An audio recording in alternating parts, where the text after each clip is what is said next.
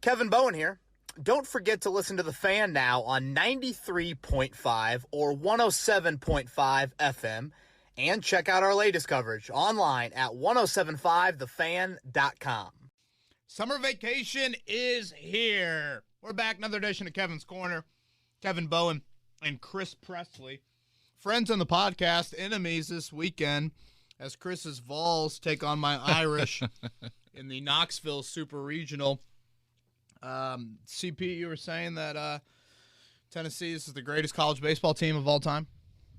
They are saying if they win the College World Series, which that puts a lot of pressure on them, and as they are villains of baseball, and you and I were kind of discussing that college baseball is different than obviously MLB. There's no really given rules, but there's some. It's rowdy. The bat flips, the crowds. I saw a lot of Vols Twitter saying don't sell to Notre Dame fans, keep everything orange inside of the stadium this weekend. But, yeah, apparently if they win the whole thing, they could arguably go down as the greatest college baseball team of all time. Wow. Well, 7 losses in 1 year is not very many. Right. So that is extremely impressive there. I currently am eating a burnt Pop-Tart, so it just – I mean, it's just a bummer, On a Friday, the rare Friday pod, it's just kind of a bummer. Guys, I ran into Kevin in the kitchenette on the way down here to the podcast. I was like, how's Friday going? He's like, I burned my Pop-Tarts. I mean, I was lucky it wasn't burnt more. I was pre-recording for Monday, just our open or our teaser or whatever, and boy, I got lucky. I got out there before it was as black as my cell phone here. I'm Kevin Bowen again. He's Chris Presley. It is the Rare Friday podcast. Basically, why is this? Minicamp ended yesterday. Wanted to make sure we got through all of that. This will probably be the pod for next week. I hate Friday podcasts. I don't know if our listening audience wants to chime in. I feel like not a lot of people just listen to them. Then you get to Monday, and maybe it's gotten lost in the shuffle a little bit. So I'm hoping that this will have some sustainability through next week as well. Then we'll continue to do podcasts throughout the month of June into July and training camp, which no official start date yet, but I'm guessing that final week, like July 27th, something around there. As always, Twitter questions, and this will be a heavy OTA takeaway podcast. Chris, let's begin with Kenny Moore. That has probably been the most popular topic over the past several weeks now. I think Darius Leonard might rise above that. But let's begin with Kenny Moore. He was present on the first day of minicamp, the mandatory portion. His stay on the field did not last long. He got hurt early in a 7-on-7 period and didn't look anything too bad, but for precautionary reasons, they held him out. I've said all along, I feel like DEFCON, this is very small. I don't think this is a huge ordeal. Is Kenny Moore upset? Does he think that he's not properly valued? Yes, I believe that. Is it going to get to the point where he sits out a day of training camp? I'd be surprised. I mean, Chris, it's $50,000 if you sit out 1 day of training camp. Yeah. 1 day. Mm-hmm. I mean, that is a big, big number. It would have been $15,000 had he sat out a day this week. So I just don't see it getting to that point. Now, what can you do? Does Chris Ballard sit down and say, all right, we'll guarantee some of these final 2 years? Does he say, if you play really good football, we'll rip that contract up and we'll re-sign you next offseason? Does he add some incentives to the deal and say, all right, you were a Pro Bowler last year. If that rises to an All-Pro, you're going to get X amount of money. I mean, those are some things, but as much as I can sit there and say Kenny Moore is slightly undervalued, which I believe, I don't believe he's the 27th ranked corner in the league. I do agree with him. He does more than just a slot corner. I kind of confuses me how people continue to label him just a slot corner when he lines up outside quite often. I look at it and think to myself, there are 2 years left on this deal. And in the NFL, that is a decade. 2 years is a long time, especially for a non-quarterback. And the Colts, under Ballard, already rewarded Moore pretty handsomely on the previous contract. You just can't set this precedent. And there are some precedents I disagree with that Chris Ballard is a firm believer in. This is one that I am lockstep with him on. I mean, if you do this, what does Darius Leonard say at one point? What does Braden Smith say at one point? how are those Michael Pittman negotiations going to go next offseason? They're already going to be difficult given the position he plays. So, I don't think this is too abnormal for NFL teams to be going through this at some point. Did you catch any of the Kenny Moore presser earlier this week? To be honest with you, I did not. But I know also when you talk about the money, and this is apples and oranges, DK Metcalf's going through the same thing. When you are on a certain contract, missing days and OTAs where you're going to get fined, it's a lot of money. It's not something that you can really cough up.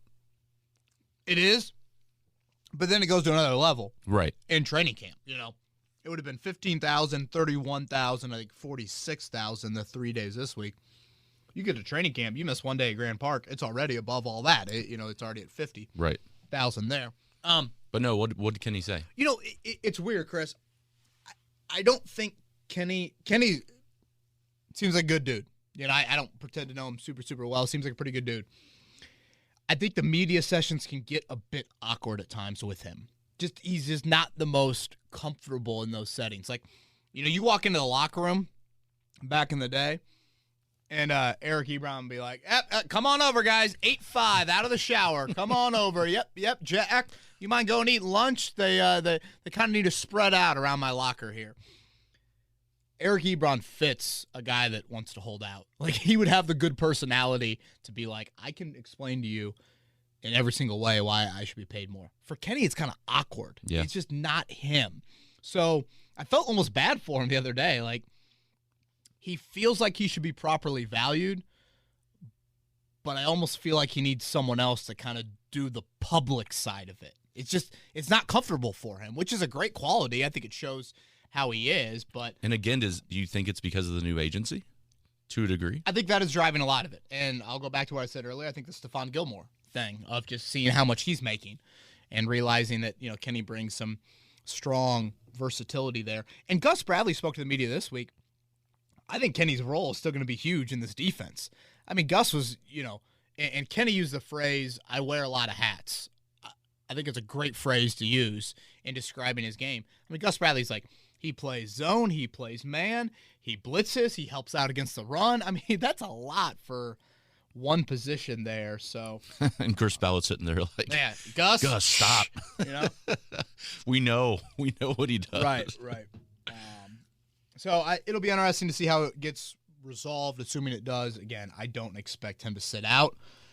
He definitely didn't commit to being there day one of training camp and on the field. He definitely didn't say that in stone, which if you're his agent, you don't want him to say that either. Mm-hmm.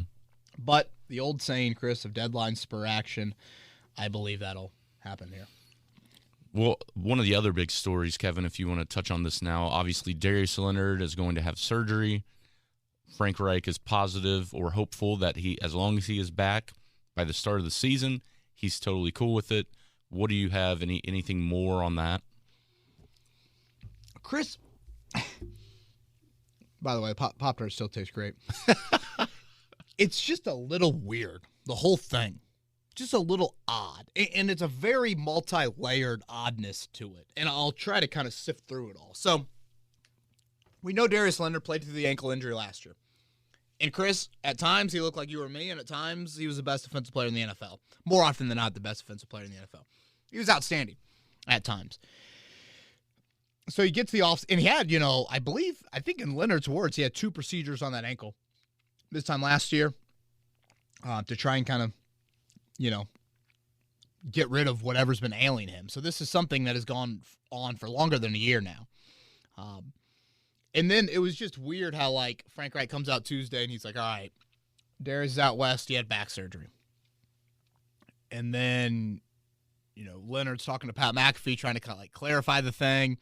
And then Frank Reich's mentioning yesterday, no, I mean, these are still different injuries. We do hope now that he's had the back surgery that the rehab he's doing can help the ankle issue. And then he threw in calf. And, you throw calf in with this fan base, and rightfully so. Oh, my God. It's like batting down the hatches. Let's head to the basement.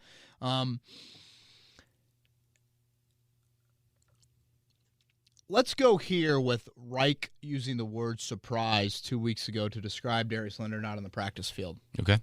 Really weird word to use. I was surprised he was not out there. in that you're surprised the recovery's taking so long. You're surprised that Leonard didn't want to be out there. Like, that's it's not a word Frank Reich typically uses with guys and their injuries. Then the very next week, he says there's been a lull. It's time to take a pause in the rehab. And again, at this time, you're all thinking it's ankle related. And, we're just kind of reassess some things or whatever. Then he has surgery. So it's been just kind of three weird things. I tweeted out yesterday, and I'll just read the tweet. Leonard he's never afraid to interact on Twitter. I tweet out yesterday at 1:56. Frank Reich says the back and ankle/calf injuries for Darius Leonard are different. Says the two areas are connected at some point, but said they are different injuries. I tweeted that out because that was the day after the McAfee clip where it seemed like we were just talking about one injury here. Mm-hmm. Whereas Frank made it seem like, no, there are different injuries here. So that is at 1:56 p.m. I tweet out Darius Leonard's name. I don't tag him in it, but I tweet out his name. You don't need to tag him. You do not need to tag Darius. He utilizes the search function very well. Yes. He does follow me. Darius, thank you for that. If you're listening to this podcast. He then tweeted 2 minutes later, "These folks don't be communicating." Laughing, crying emoji 3 times. Is that in reference to Reich's comments? Like, it's just all, like, really weird. Leonard, he enjoys the cryptic tweets. Mm-hmm. I think kind of something that he goes with there. It's just all kind of odd to me. Do you think it's in reference maybe the training staff, or does he have a personal doctor that's not communicating with the Colts and things of that nature? Has this been misdiagnosed for over a year? How does it took this long to realize, oh, wow, he might need back surgery with that. I think at the end of the day, because, again, it's all very confusing to me where we're at. It's confusing from the sense of how the injury's been diagnosed. It's confusing in that, is there a lack of communication on the same page between Leonard and the organization? Is that what he's meaning? So basically, in summary of it all, I think it's odd. I think the length of the injury is odd. I think Reich's comments, lack of clarity, 2 separate issues, Darius's tweet, all of that is weird. And it is just one of your most important players on your team missing 8 or 9 months whenever he gets on the field at Grand Park. Because, again, Frank Reich says he's going to miss some time in training camp. But if everything goes according to plan, he'll be ready to start the season. And as you're installing a new defense, it's a guy that brings great energy that is missing time. And I get there are people out there that are like, guys, he played through an injured ankle last year. He'll be fine. It's a slippery slope to want to do for another year. And at 215 pounds, when does his body, that's small for a linebacker. It's what makes him so good, but that's also small for a linebacker. So I just think this has kind of moved to the top of the list. This to me is like bigger than Kenny Moore. This to me is bigger than Matt Ryan. Where's Leonard at health-wise? Is there anything else that needs to be? I mean, you get back surgery in June. I'd rather have my back surgery in February. And it's not to take away from ankle injuries or things of that nature. Obviously, he has to utilize those and have quick twitch and all that stuff. Just like with T.Y. Hilton, a back and a neck, we're talking very different body parts that are crucial to an athlete, especially one that is coming up and making car crash collisions on every single play. Certainly. And, his athleticism is his peak. Obviously his instincts are terrific, but he needs that athleticism, So, yeah, I wish I had clearer details on things, but it's just kind of a weird situation. And he's so critical. Mm-hmm. We know that full well to what you're doing. I know we have some more Twitter questions on it, so we'll probably hold off on there. A couple other OTA notes, minicamp notes, I should say, Chris, before we move on. Julian Blackmon is a fast healer. You talk about defying the odds. Like, he is out there. He jumped yesterday. They ended practice with like a Hail Mary drill. And this dude jumped and acted like it was the Hail Mary to end the Super Bowl. to knock down the ball. And it was like a walkthrough pace. I'm like, you have got confidence in your Achilles that is just absurd. It's remarkable that he was out there doing full speed 7-on-7 for 3 straight days. Yeah. This past week. It's not like he took a day off. I don't remember him coming out of those sessions like too early in terms of a pitch count or whatnot. So, guys, Julian Blackmon's going to be on the field week 1. I mean, unless there's some crazy setback, he's going to be on the field week 1. And right now he's, 8 months removed from the Achilles? I don't even know if he's 8 months. So that is great news there. Alec Pierce, I think, looks smooth. I think you watch him, Chris, and you're like, yep, that dude comes from a family of athletes. And, we aren't in full pads. It's not bumping outside to the nth degree. We'll obviously see what's going to happen with him and just how he handles more of the realness, if you're going to kind of rate, how real this time of year is. I think the passing game is somewhat real. It's not obviously all the way there. But I thought he started to get more and more first-team reps, and it doesn't look too big for him there. What else? Yeah, Hines. I should probably talk Hines. Yeah. He was drilling a little bit with the wideouts. There was a play at Wednesday's minicamp, which I just think kind of fully encompassed what Hines' role is going to be about. Ironically, I think he did the first play of the session. Then he goes over to the side field and fields a couple punts from Rodrigo Blankenship. Now we're at play number 4 of the 7-on-7 first-team session. So now he's back with the offense. He lines up at a wideout across from Brandon Faison, who really has had a nice spring. I think Isaiah Rodgers has been the best player on defense in the spring. But I think Faison has had some nice moments as well. So Faison is 31. He's looking across at 21, Hines. And, if I'm a corner in the NFL and a running back lines up across from me, I'm thinking, all right, you little jitterbug.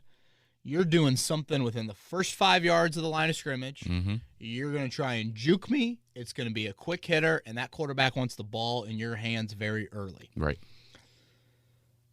Hines runs a route, very similar to that. He plants, Matt Ryan pumps, and boom. Hines is upfield, and Faison is praying there's a safety over the top. Right. And there's not. And in stride, Matt Ryan to Nyheim Hines for a huge gain. That play, that sequence, he's a punt returner for 2 plays. Now he's over here lining up as a wideout. Hell, he might have been a running back on that first play. It's everything that Hines can be for this offense. And again, that type of route tree is all right, can he give you that of I'll lull you to sleep a little bit with these underneath stuff, but then we can do that as well a little bit more over the top. So I think all the Hines hype is very real. And we'll see how it all plays out. But no Jonathan Taylor due to precautionary reasons this week, so Hines was clearly the guy at running back. Matt Ryan continues to look good, man. I was talking to a Colts scout earlier in the week, and I kind of was more of a pro, right? Isn't that? And he's like, well, I mean, that's some of it, but separate that. Don't say necessarily how he handles himself as a pro. Just watch the ball come out here. And I have, and it comes out quick. It comes out in a bit of not a no-look manner, but those guys are not sitting there with their hands up, right, waiting for the ball. Matt Ryan is throwing that ball before that, and then those guys are turning around, and it's beautiful timing. Now, again, to our earlier point, there is no pass rush. It is still a red jersey, not in full pads yet. So there are growths to it, but you want to see the quarterback excel in this area. I mean, this is the calmest of the drills that you're going to do at Grand Park. So throwing it with anticipation, processing things at a high level, going through your progressions, all of those things, Chris, I feel like Matt Ryan has done a really nice job of. Stephon Gilmore did pick him off the other day. Really nice play. That was a good pick. Yeah, defending Desmond Patman there. Did they put out that video? Yeah. Yeah. Yes, they did. Lastly, Chris, on the pass catchers, I would continue to sign a veteran wideout. I didn't think the wideouts were poor by any means. I thought the tight end group struggled. Didn't like what I saw from Kylan Granson. Jelani Woods, It's rookie minicamp, or it's veteran minicamp of his rookie year. I'm not, I just think it's a lot to kind of put on his plate there. But I think they're going to miss Jack Doyle. I think the dependability and the reliability and the consistency that Jack Doyle brought, I think was taken for granted a bit. So I'd go out and make a veteran wideout move. As of right now, we are recording this on Friday morning. They do have an open roster spot. We'll see how long it is open, but maybe they make a move there. So you go wide out to kind of help mask the tight end deficiency right now because we have 4, or would you potentially go get a veteran tight end? It's a good question. Which I don't even. And I'm asking this without even looking. I don't even know what veteran tight ends are out there. Who's So out there? I'd probably have to take a look at that list. I'm saying that in it's not like I feel overly confident in the wideout group either. I'm just saying, just get a pass catcher in there. Somebody that can catch the football there. Ogletree did have a couple moments that I was like, all right, it's a nice player too, but just in general, yeah, too many drops from the tight ends. Just too many guys that don't look comfortable catching the football. So we'll obviously have to monitor that through training camp. We've got daily notebook recaps Tuesday, Wednesday, Thursday up on the website, 107.5 The Fan. So there's a lot more in there on that.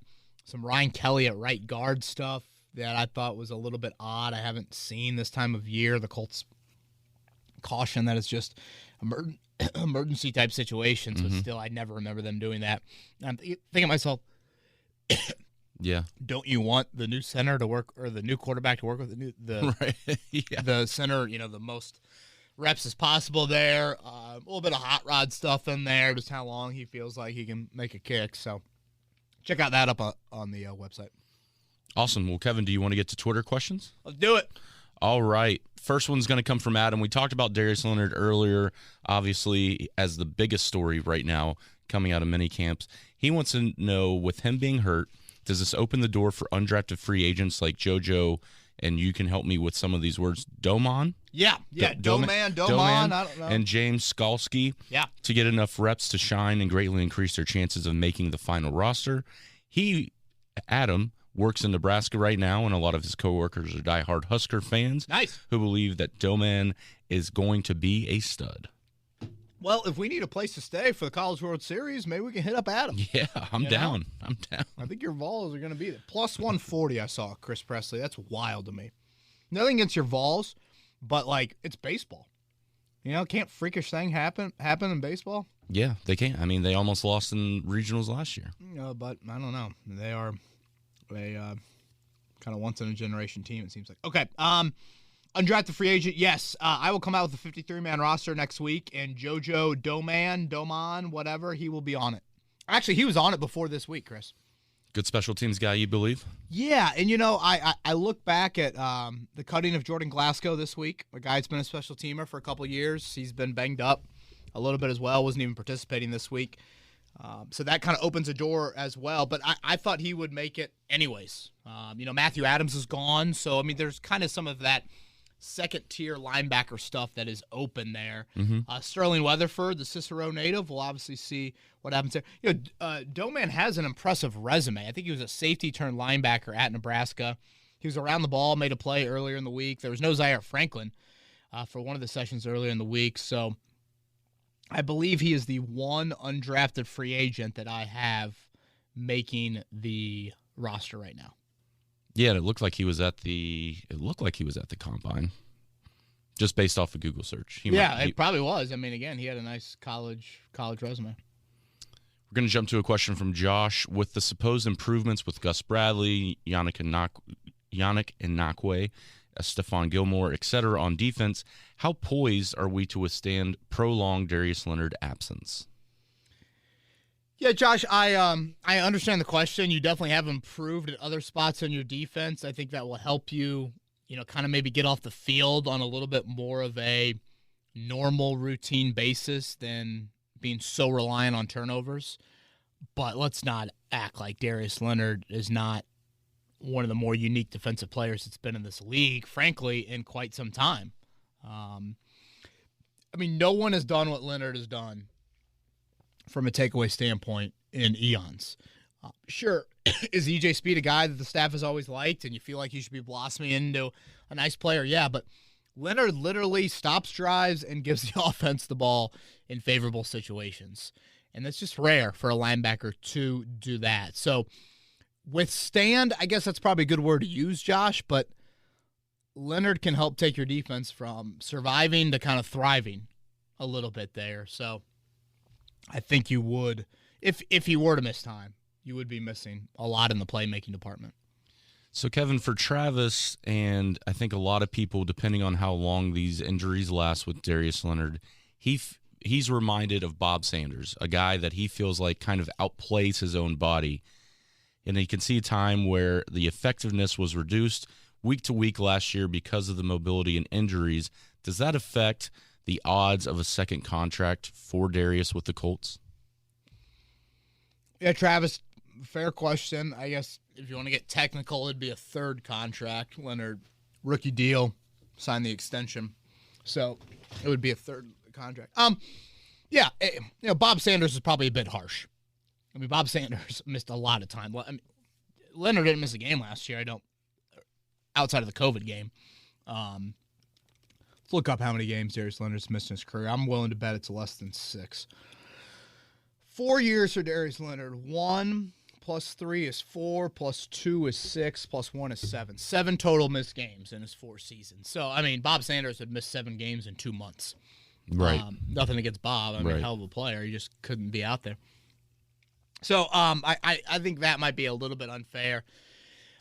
But at 215 pounds, at linebacker, speed and athleticism is a must for him to play at the level that he's at.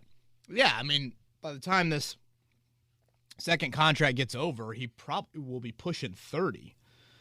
He was born in 95. He turns 27 next month. So, yeah, I mean, any 30-year-old linebacker, you're probably going to be hesitant to give too much to.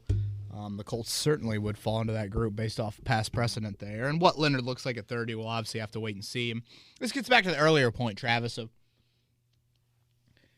ankle, calf, and a back surgery. It's just wear and tear that it can add up. And are you overcompensating for other stuff? Are you favoring that ankle? So now all of a sudden, I always think about this of like, if someone that breaks their leg, now when you rehab that left leg, for example, now is that left leg stronger than the right leg? Or you tear your ACL in one of those knees as well. So I think that's just kind of all part of it. But I'll go back to what I said earlier. To me, it's just the weirdness of it all is probably what stands out to me more than like I'm fearful Leonard's going to miss ample time. It's an ankle injury that's lasted longer than a year, that had 2 surgeries, and now has needed a back surgery to recover it. It's the Frank Wright comments and the Darius Leonard comments seemingly just murky and just weird and kind of cryptic tweets. And now, it's one of your most important players missing time with a new defense. So Yeah, no, and that makes total sense. I mean, I will say that I'm not an athlete whatsoever. I mean, obviously high school sports everyone listening to this podcast has probably played high school or middle school sports. Broke my ankle 2 years ago, overcompensated for that. Now I have back pain, knee pain. I can't imagine what an athlete who's trying to come back and revamp would go through. So I think you're correct in the aspect of the overcompensation from other body parts for Darius. Certainly. And again, we all have had, and I guess, I don't know, did he have back pain? I mean, Reich said yesterday these are different injuries. I mean, when I hear that, I'm thinking, okay, there's something back related and there's something ankle related as well. Ankle calf area, I guess, right. Slot that in there. So at some level, we are talking about 2 different injuries here. And that is what I think is concerning, among other things. Mm-hmm. All right, 4 more quick podcasts today. Jason wants to know everything that he's read recently in the national media about Gus Bradley has been slightly negative or neutral, none of it very flattering. On the flip side, Matt Eberflus seems to be getting a lot of praise from the national media, and a lot of that's probably because of Chicago, a big area. Did the Colts settle for a defensive hire, and is there anything that the front office did to not attract a better candidate because he feels like this defensive roster is very solid and a coaching hire that someone would want to come to.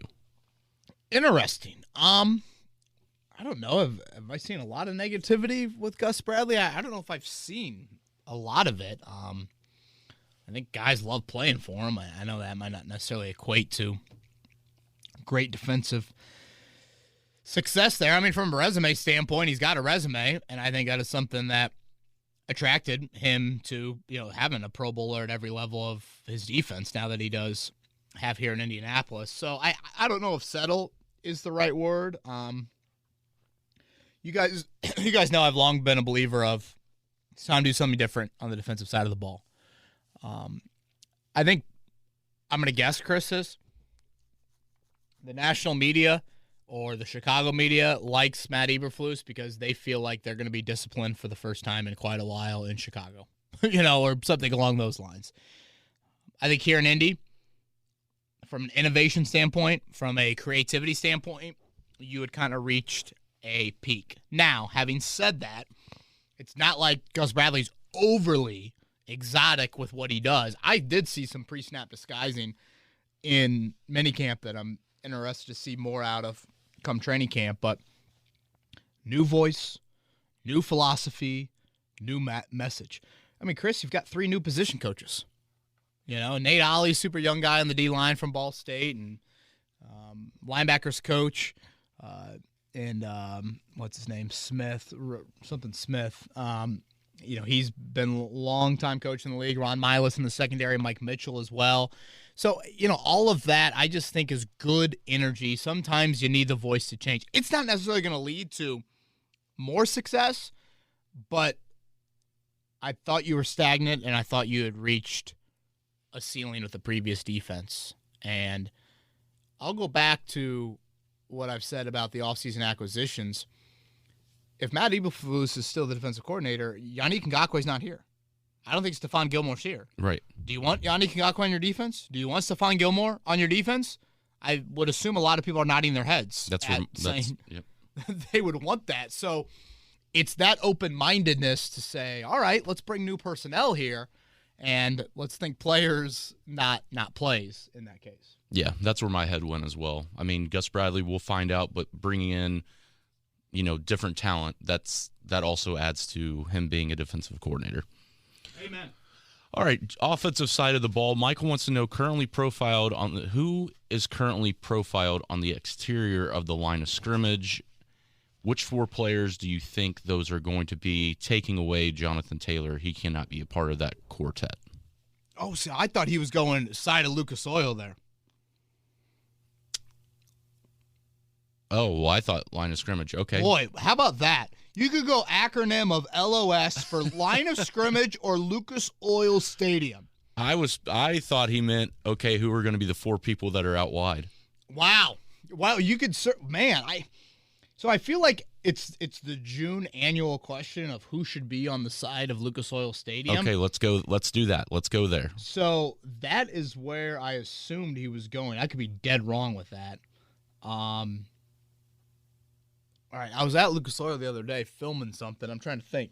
On the front, I think it's Leonard and Nelson. Mm-hmm. In the front, and for those that don't know, that would be the main entrance, the Peyton Manning statue entrance, Capitol and South Street for our Indy audience. And then the I-70 side, a.k.a. the back, if you're driving in from the airport, that would be T.Y., I think Buckner? Does that sound right? I think it's T.Y. and Buckner, yes. You got to think T.Y. comes off and Taylor goes on, right? Mm-hmm. I don't know. Maybe you throw a thank you for the memories with T.Y. on there for a month or 2 or something like that. For like preseason? Yeah. Yeah, I that seems pretty obvious to me. Leonard and Nelson out front, and Buckner and Taylor out back. On the backside? Yeah, I can't really think of anybody. I mean, I guess Pittman maybe could emerge, but right now, no. Kenny Moore, no, probably not now. Yeah, I think that That seems pretty obvious. So, Michael, apologies if you were going line of scrimmage there. That's Michael. I think you're correct. That is my fault for misunderstanding your question. It's hilarious that the acronym could mean both of those things there. But yeah, let us know if you're meaning the other. All right, two more. This one comes from Jason Kevin. He says, hopefully this is a sobering effect that the front office as they consider an extension for Quentin Nelson. And I'm assuming he's discussing, obviously, what we've talked about with the Darius Leonard injury. Yeah. Yep. I think you're spot on there. I think that is, Chris, it's something we've actually talked about even before this of like Quentin Nelson, 3 surgeries in a year, 330-pound dude. I know that he's healthy now, but that would give me pause and say, let's not maybe sweeten that contract too much there. I've even thrown out the franchise tag with Nelson. I don't know. Maybe that's stupid.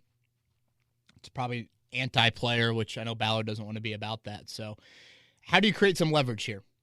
And I think that is where you would have some leverage with Mr. 56. Well, like you said, as we head into the Tennessee Volunteers and the Notre Dame baseball Go game Irish! Come on now. This weekend, we're going to go to Gary, who has a question. He's comparing this podcast to the best era of the Lou Holtz Notre Dame football. And if I could do a Lou Holtz, I would, but I can't. Oh, Lou. I love it.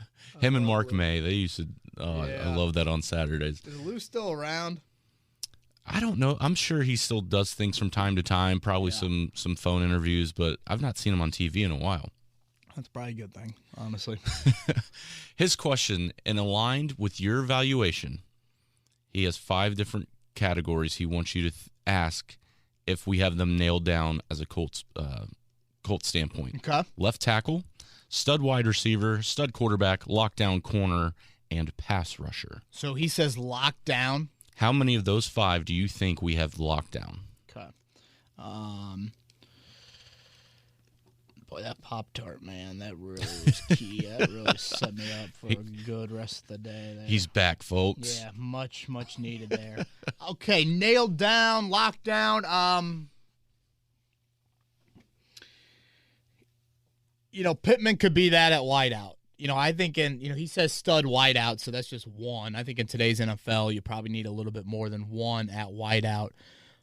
When you think about quarterbacks, certainly it's a no, because it's all about moving forward to me and looking, kind of 3 to 4 years down the road. Defensive line, is it Kwity Paye going to be that guy? Is Ngakoue going to get re-signed? He's in a contract here, so.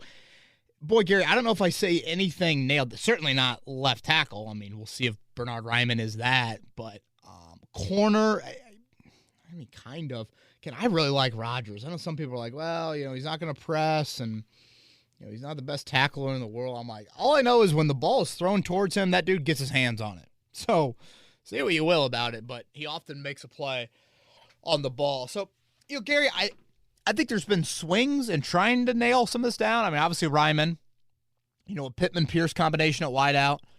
Defensive line, Kwity, maybe throw Dio into the end group. Ngakoue, if you re-sign him, you got to think he's got a few more prime years left as well. But I don't know if I can go nailed down. Because when I hear nailed down, I think, what do you have? Are you nailed down at left guard for the next 3 or 4 years? Are you nailed down at will linebacker for the next 3 or 4 years? Are you nailed down at punter? Just like things like that where you just don't even really need to think about it for the next couple of years. Linebacker would probably fall into that category if you re-sign Bobby Okereke there. But yeah, and this is the age-old question. This is the question that we've had for years now. I do think in this offseason you've taken a step. And some of it is in the short term, which, to a degree, sometimes that's all you've got, is to work in that short term. You have taken a Matt Ryan stab at quarterback. At left tackle, it is a Ryman.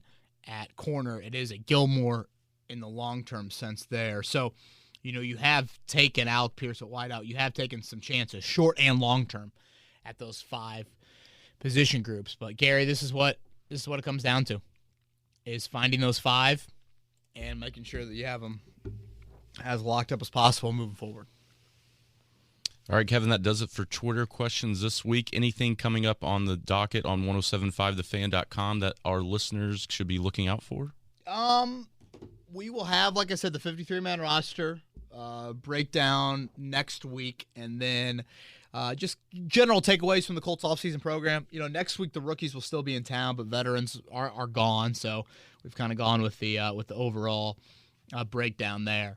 So we'll continue to have daily content up on the website. Check that out. Again, this will be the podcast for next week, and we'll come back the following week then with our kind of weekly summer pods. And feel free to chime in if anybody has any summer topic ideas. Got a few cooking that we can throw on the pod, but if you guys have any, always open ears to that. Chris, I don't mean it, but good luck to your Vols. Thank you. Good luck to your Irish. Rocky Top, I do think, is a great song. We sung it at Carb Day with Melissa. She was wearing a Tennessee shirt. We sang Rocky Top with her. If Tennessee wins the College World Series, I will sing Rocky Top on the podcast. And I will confirm, I'm looking into it. I know it's been 2 years overdue. I am still looking into the Buffalo Bills tattoo. So No, I don't buy that for a second. Yours is a little easier than mine, and I will help you sing Rocky Top, no problem. But I don't know if I buy that. It was a back. Was it a back tat? A lower back tat? No. Now, see, this is how the rumors start. No. Yeah. Okay. Well, we'll have to go back It was and find bottom the of the toe. Bottom of the big toe. He's Chris Presley. He'll be rooting for the Vols. I'm Kevin Bowen rooting for the Irish. Everybody have a great weekend. Thank you for listening to Kevin's Corner. This has been Kevin Bowen. Thank you for listening to another edition of Kevin's Corner. If you haven't already, subscribe on iTunes or Stitcher for the best Colts and Pacers coverage.